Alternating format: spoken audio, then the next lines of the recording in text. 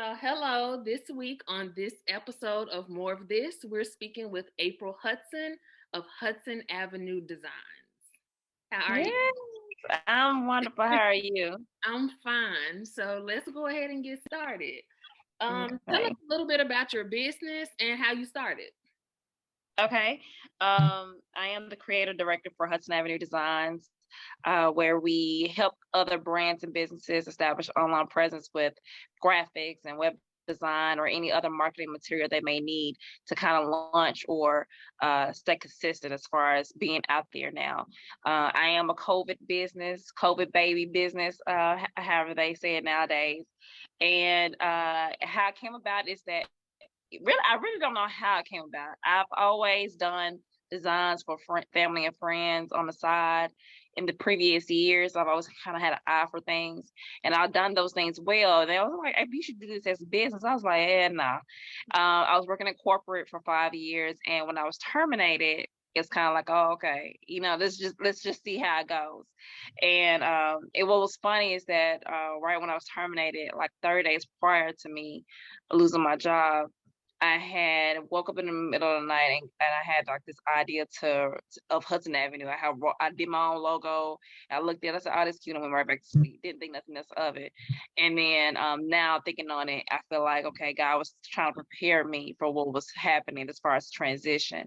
And Mm, so literally a month prior to COVID, I lost my job, and then I was like, what I got to lose at this point? So within a matter of days, I just kind of cooked up something really, really quick, established myself as Hudson Avenue, put a price list out there, and the floodgates open. So I haven't looked back since 2020. So, That's so I've read an interview you did with Voyage, and uh-huh. it mentioned that you had lost your job, and then a few Yeah. days later you started your company. So what was the journey like in the beginning when you first started going into entrepreneurship? It was scary because I've always been told, people always try to what's the word? Recruit you for the Mary Kay consultants Mm, or um TLC, that yeah. thing.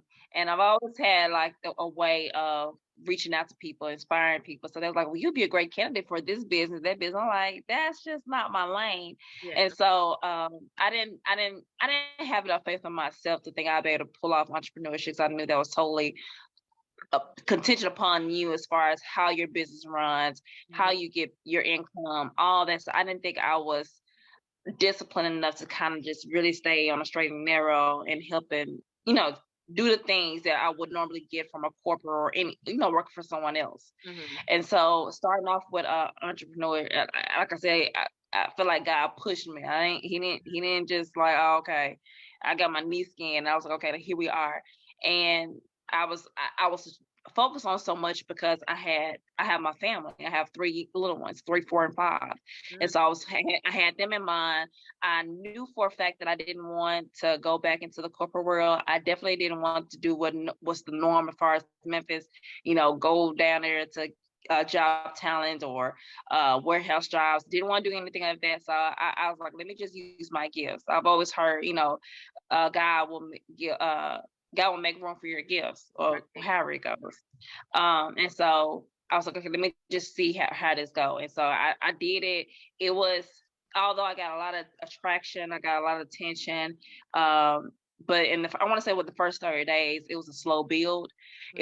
It was working, but it was a slow build. So I was barely making enough to kind of make sure what was going on. And I know how some people will guide you and say, if you wanted to go into entrepreneurship or going for business for yourself, to have this X amount in your savings, to make sure you got to cover this, cover that.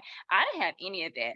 Luckily, for whatever reason, I've even working in corporate, I've always worked paycheck to paycheck, right? Yeah. But that November when I lost my job, for some reason, I had already took care of the December rent. I had enough to take care of my car note, the Mhm. utilities, the frequent bills. So I was good until January. So I had enough breathing room, but not too much breathing room to be lax, because I got January and February coming up, right? Mhm. And so that first 30 days, I'll never forget. It was I want to say a week prior to Christmas, and I was in Kroger, and I broke down in tears because I had to make a decision on whether or not was eggs more important or milk.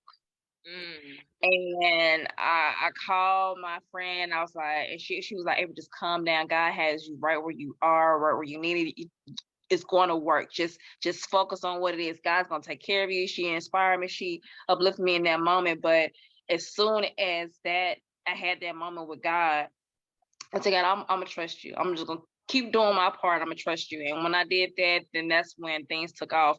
Who knew that we were gonna have a pandemic? Of course, it wasn't fortunate for everybody else, for those who lost loved ones, lost their Right. job, home, stuff of that nature. But for others, it was a flight, Open a season. takeoff. So I feel like God knows what season that you need to be in. Mm-hmm. And although it may be the latter for some, it could be the greater for others. And so that was a greater season because he literally prepared me for this. And now I'm able to sustain my family, and I haven't looked back since. So we've been good. We haven't missed a beat since I had that Kroger moment. And that was about 2 years ago. So it's amazing. That's really amazing. And I totally get it. When I moved to LA, I moved with $400 and I said, you know what? I'm going and I'm going to figure it out once I get there. And once you're placed in that position where you have no choice, right, fall in order. It does. When you're back up against the wall, it's like you just kind of like, yeah.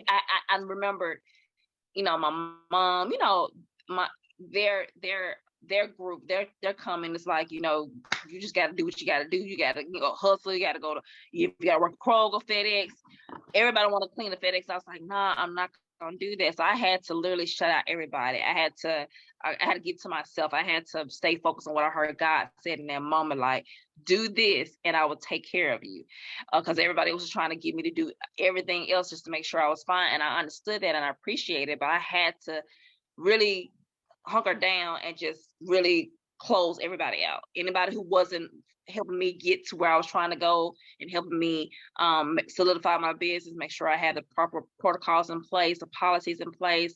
I had to make sure that I was doing things in the right manner. If they weren't talking what I'm talking about right now as far as Hudson Ave, then I had to I didn't say nothing bad. I didn't say anything negative. I didn't say anything at all. I was like, oh, okay. Next, like I can't talk to you right now. But yeah, but that's what I think those are the challenges that we come with entrepreneurship. It's like you have so many people in your ear, so many people who don't believe because they never seen it before, they never experienced it before, right. And sometimes it's not for them to understand. If you know for certain that you've been called to do something that is just ignites a fire within you, then just hold on to that, and then they'll see. So that's what I'm trusting and trying to inspire others. Like just hold on to what you know is true, and then everything else will fall in place. And with what you mentioned earlier about having 3 sons, there are a lot of entrepreneurs that are mothers. So how do you balance being an entrepreneur and being a mother? Child, I have 2 daughters. My first and my last are girls, and then my son is the middle child. Okay, you just said 3 children. I don't know why I assume sons. Okay. No, you're fine. And I hate to say it like that because my son is a little wild man child. He's the one that tests my patience more than anything on this earth. So it is definitely extremely difficult. I have several moments, more moments now than I had back then. As my business grow, it's like, here comes that mom guilt. I'm not spending enough time with them. Or, you hear your oldest daughter say, Mom, you always in front of the computer. You always in front of your laptop or your tablet. And those moments eat me up alive because I want to be there for them, but I'm so focused on this. I'm so close. I got to make sure that we attain what we need to sustain the lifestyle that we need. And it's not a lavish lifestyle, but it's, what? No, I'm gonna say that lavish is whatever you define it as. So it could be, if you okay with your apartment and your condo or your house, whatever, that's whatever defines it for you. That's what it is. But I'm just trying to make sure that we're good. I don't want my family to have to miss a beat. I don't want to have to struggle. I know how that feels. Right. So so it's always that fine line and that mom guilt, because I'm always thinking about like dads don't have to go through this as much because our children pull from us at any given day. We don't get the option to choose. I don't feel like doing it today, or you go over so and so's house, or no, we have to get up every morning, make sure the kids get to school, get them dressed, get them groomed, get them fed, transportation, getting them there on the way back, what we're gonna eat, bath time, homework, bed, all of that is a lot. And so I would never say it's really a balance. It's just, if you have a tribe, open your mouth and say that you need help. I think more so than anything, I want to encourage moms to just say that you need help. And that's what I've practiced in the last couple of weeks. Because like I said, mommy and is not perfect. Mm-hmm. And I think we all had that false identity of thinking that when we have our children, there are rainbows and unicorns and sprinkles that comes out. But sometimes it goes into a dark phase where it's not so much that the children are doing anything wrong, because they're not doing anything wrong. It's more of us coming to grips that we're doing enough, and us feeling like we're not doing enough will put more anxiety, more pressure, more depression, more attacks on us. And it's like we're constantly going around this ridiculous cycle where we're up one moment and we're down the next, and it's kind of like we're always yo-yo, and we can never kind of find a balance within ourselves. And then alongside trying to manage 3 or however many children they have, personalities, then your business, and then your clientele, it's a lot. But I'm just, like I said, right now I'm just trying to focus on just encouraging others to speak out loud about how they feel, so at least they can get that off their chest. Because sometimes, more than often, I feel like I'm alone in how I feel. But when I talk with people, moms, I do have a little mom group that we chat on as well. Mm-hmm. And you realize, okay, you're not by yourself. You're not alone in how you feel. There are so many people out there who feel just the way you do. And when you find that tribe and that sense of comfort, it makes it easier to go, do mommy again. Great. So I do have a question regarding your business. Uh-huh. From the beginning up until now, what area of your business did you have to refine? Policies. Policies and price point. When I started for my particular business, it's graphic design. My logos were $25. Never again. That deserves the pause. Let's just pause for a second. And I was giving all the files, all their entire brand suite, the full color theory, the black and white grayscale, the JPEGs, PNGs, the EP, all of that for $25. I was working myself crazy. And then, of course, people start saying like, "Oh, that's great work," and it's just $25 that everybody just flocking to you. And so I'm like, I'm putting in like maybe 4 to 5 days worth of work for $25. It means I'm pretty much not making anything for $25 if you think about it in a sense. So it's like I'm probably making 5 cents an hour to get this job done. So I have refined that. Just because I did some more research within the area that in my field, and balances out as far as putting that, multiply on my time, the work, and the designs and so forth to kind of equate, so I won't feel like I'm exhausting myself for little or nothing. I think it's important for anybody, whoever field that you're in, especially entrepreneurs, if you are doing any service, you need to equate that your time and your research and what sets you apart is all in its totality with your pricing. And then with policies as well. Like I said, I told people, okay, hey, you're gonna get this amount of time frame, but if they're asking for a large job, you need to be honest. It's not all about just trying to get them. Well, I guess in the mindset, everybody wants we're in this microwave system, right?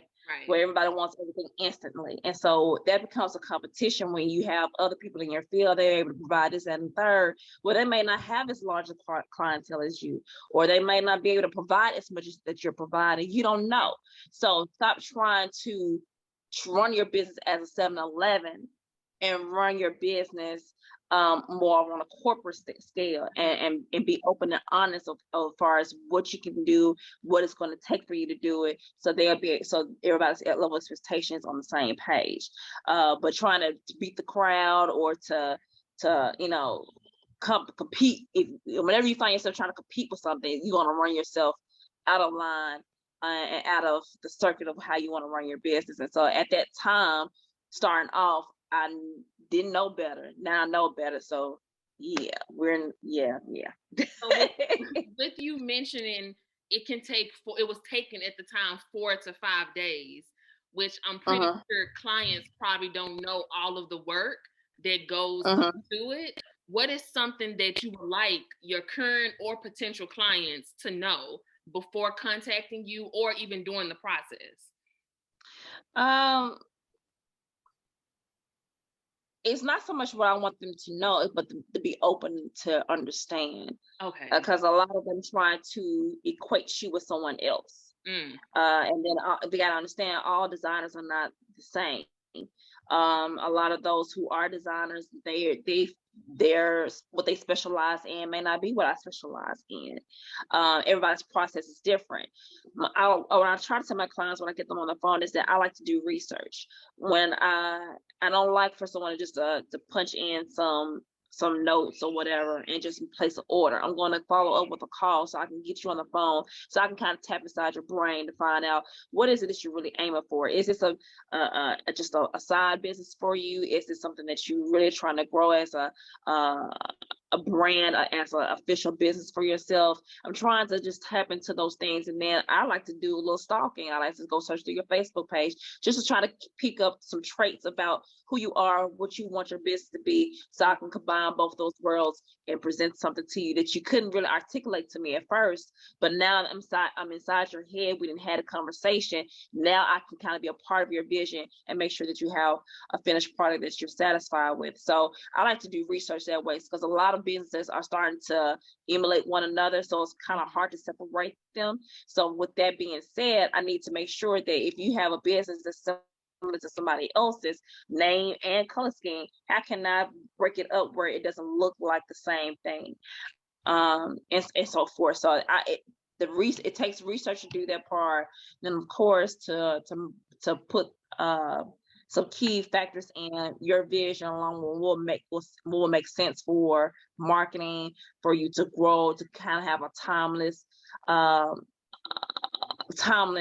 marketing, whatever it is that I'm doing, whether it's a logo or website, to make sure that it fits and it's not a trend. So yeah, because one thing, for example, when everybody was doing the cartoon logos, that's a trend. It's not going to last long. You're going to want to change that after a while, after if people not doing that anymore. You want something that's going to create some kind of longevity, so there's something that stands out. But also at the same time, it just takes a lot to kind of explain to any individual client after knowing what their business is and what way the target audience and so forth, how we can make sure that we have a clean, sleek design that will fit your brand model, but also make sense. Yeah. And so when you mentioned you speaking with the clients, it brought me to your interface on your website. It's very user friendly. Literally on the first page, you can call you, email you, chat with you. What was that journey like to creating that user-friendly interface? Because there's a lot of major companies whose interface is not user-friendly, and yours is pretty much a one-stop shop before you even click on anything else. I was like, this is amazing. I need to ask her. Was it when you started the business, did you know that that's what you wanted, or was that just a process to get to that point? A process to get to it. At first, it was funny. Even though I designed websites, I didn't even have a website for myself. And so everybody was reaching me on Facebook or Instagram and so forth, or just by word of mouth. And so the process in that is that I was missing people, and that's my pickup line now. It's like, you're missing people, trying to sift through DMs, find everybody who tagged you in somebody's post, the calls, and like I said, I want to kind of steer clear from the 7-Eleven business spectrum or business model, because 7-Eleven, you're open at all times of the day. So it got out of hand when clients are calling you 2:00 in the morning and expecting you to respond because they see a green dot on there. Baby, I'm just trying to unwind. I'm not trying to talk no business right now.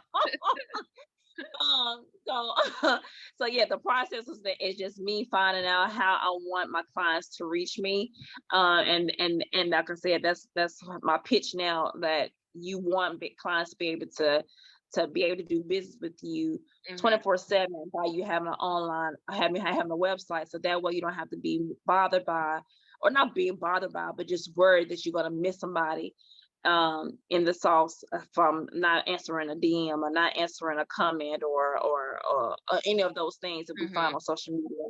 So that way, after hours, just go to my website. My website is literally everywhere. If you can't not find it, it's going to be somewhere. So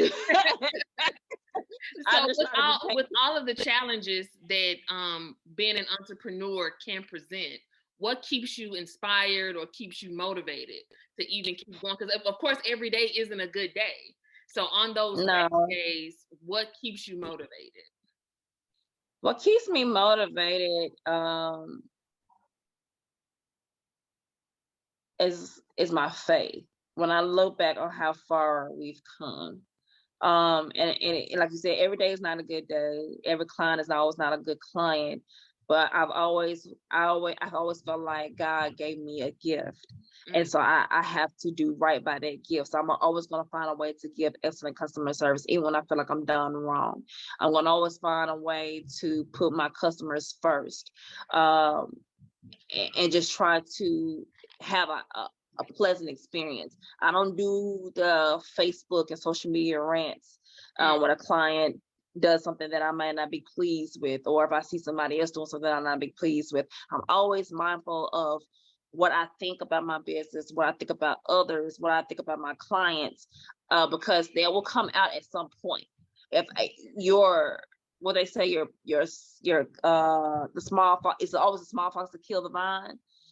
That's what it is. Like, if I'm having negative conversation, even with a friend offline, and nobody hears it, at some point it's going to spear its head in my work or in a conversation in public or something like this. I'm always I think that's what keeps me grounded, at the fact that that me and my children haven't missed a beat, that God has really been good. And it's not always about finance. It's just like it's a different type of peace that I'm in right now that cannot be explained. And so I knew how I felt prior to being an entrepreneur, and now seeing what the benefits are as being an entrepreneur. I think that's what keeps me grounded. And so, and like I said, just making sure that I'm around fruitful conversations. I'm around women who inspire each other, who motivate each other. We let each other have our moment, but after our moment, okay, what's the execution plan? So I think that's what grounds me the most. So God, definitely my circle, and just knowing that when I look things over, it's kind of like, God, okay, it's okay. You just kind of like, okay, you like, I had my moment. And I'm like, okay. Like, so before we get into our rapid fire section, if you had to describe your business with 3 words, what would those words be? And that's funny, because I ask that question to my clients, but the fact that you asked me out, I did. I said, if you could describe your business in 3 words, what would it be? And that would get me going as far as how I'm gonna do their logo suite or website. And that's funny. Like, you literally called me on that one. Wow. I really went blank when you asked me that. 3 words. Um. Wow, I cannot. That is amazing to me. Oh God, I don't. Oh wow, that really stuck. I do not know. Like my mind had went completely blank when you asked me that. Okay, I can't say 3 words. I could probably say 3 phrases. Okay. Okay, one being faith filled. It's so many things I could say. Girl, you got me with that one. Okay, because the only thing that I keep hearing in my head is that I help others create their own lane. Hudson Avenue is literally my last name, Avenue just being the street. And I feel like God created my own lane and I want to help you create yours. So with me doing that, Hudson Avenue is attentive. Hudson Avenue is I don't want to say unique because that sounds so small. It's attentive. It's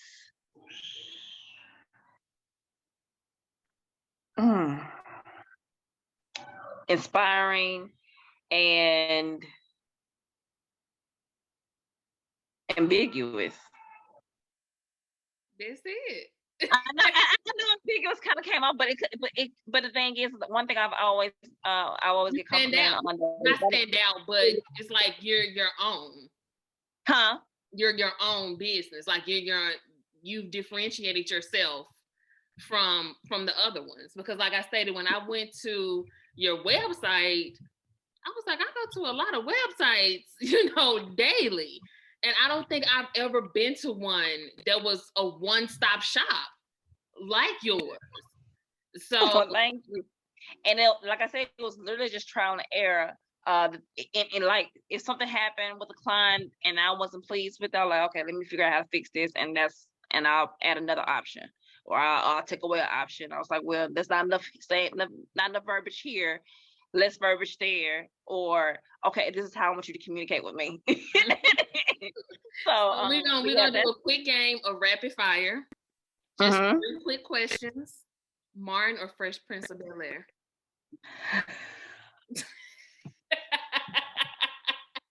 Martin. This is bad. A company. No, I got a different one.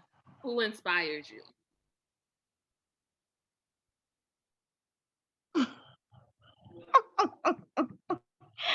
Oh no, it's so many people who inspire me. You can't do that one. You can't do that. Okay. If there is a company, what company besides your company you think has a great user interface? That is, their website is user interface friendly.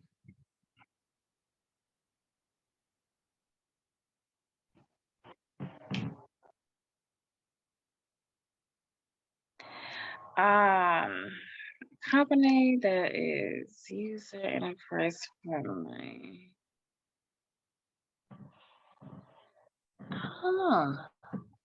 That's a good question.